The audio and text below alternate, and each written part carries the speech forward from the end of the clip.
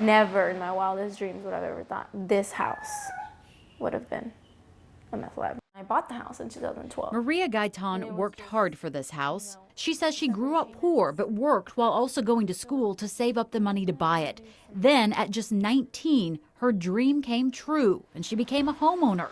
Now, that dream is crushed. I feel like I'm in a nightmare, trying to wake up.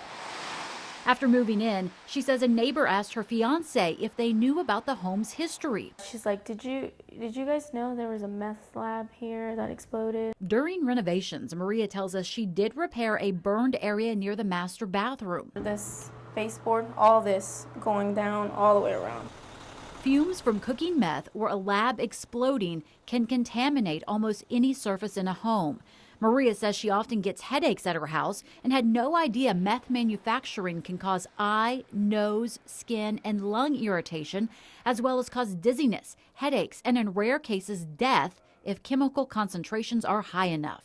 The fact that her home really was a meth lab didn't sink in until 2 news investigators told her it was on the Drug Enforcement Agency's clandestine drug lab registry. Maria says if she had known, I wouldn't have bought the house at all. We cross-referenced the DEA clandestine drug lab registry with Tulsa County property sales. At least 135 addresses on the registry changed owners over the past 5 years.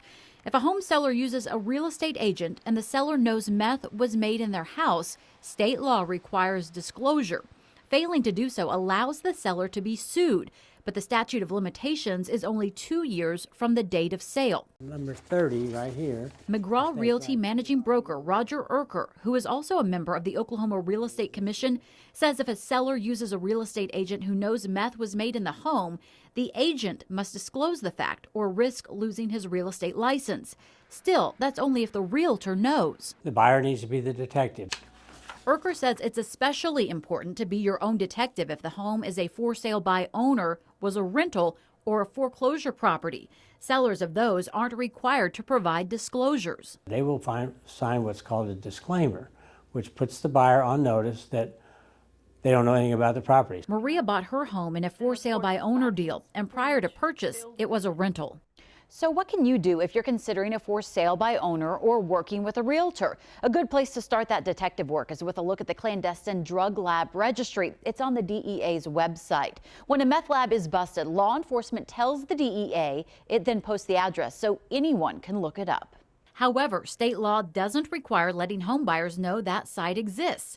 Checking the registry is a step that could have armed Maria with better information before buying her home and saved her and others the steep cost of decontamination if that home turns out to have been a meth lab. Yeah, it makes me very mad because why should I have to pay for, out of my pocket because somebody didn't tell me there was something here. Libby Bobian, 2 News works for you.